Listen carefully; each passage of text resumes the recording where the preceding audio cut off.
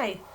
We're going to talk about a habit of mind. Remember, a habit of mind is something, some kind of skill or practice or a way of being that helps you be successful in life and in school and in all the things that you do. Last week we talked about persistence, and we said that that means that you keep trying. I wonder if you have an example of a time this week when you were persistent and when you kept trying and trying and trying to get something done. I'm going to think of an example that I have from last week. Let's see, when I was persistent. Oh, I know. My dog, Willow, decided that she wasn't liking her dog food. And that's a problem because she has to eat. Remember, we know that all living things need to eat, right? We need to eat. So I tried one food and she didn't like it. And I tried another food and she didn't like it. And I tried another. I tried 4 different foods and she still didn't like them. And then I got one more. I tried a food that was chicken and a food that was beef and a food that was duck and all sorts of things. And she was not interested. And so finally I tried one that was fish and she gobbled it up. So I feel like I was persistent in that I didn't give up in thinking that I would find something that she would like.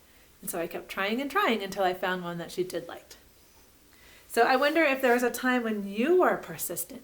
Oh, there's another time I was persistent. I was doing a project where I was painting the phases of the moon on wood. And I was using a stain and it was really runny and it kept bleeding and getting in spots where I didn't want it to be. And I'd start over, do it again. And it kept happening. I had to be so careful. But I did it many times until I got it to be how I wanted. So there's 2 times when I was persistent this week. Here's today's word. Flexibility.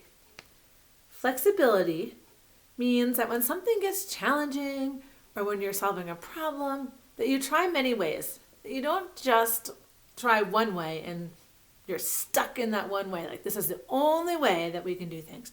But instead, you're flexible. So it says here, flexibility. I try many ways.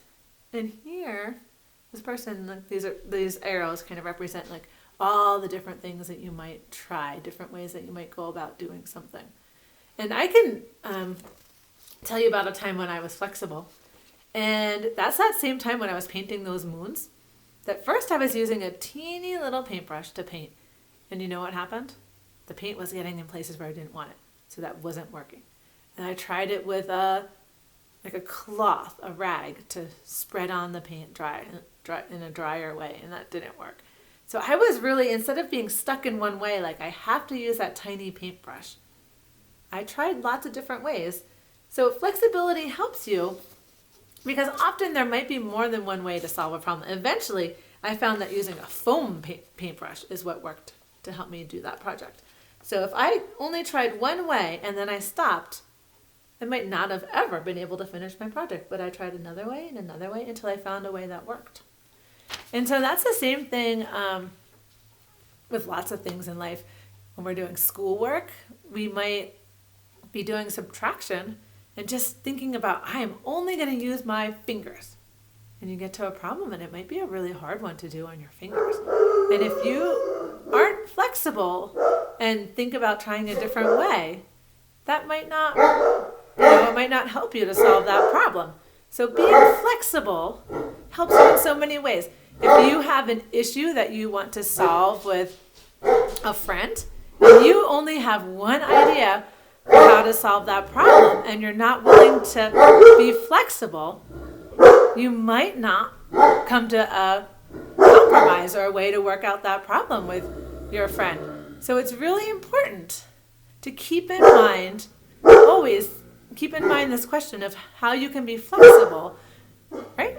Yeah, so think about that as you go through your week this week. How can you be flexible? What are examples? What are times when you're being flexible?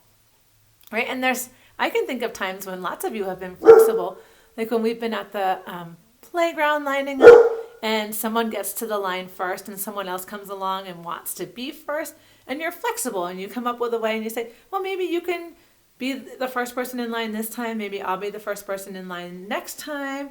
Or let's walk next to each other. I've seen you all be flexible in so many ways. Or ideas for building with magnet tiles. I've seen you be really flexible and think about changing your plans. Like you had an idea of building something with the magnet tiles that looked this one way, and a friend came over and had their idea of how to build them. And together you were both flexible and put your ideas together and came up with another way.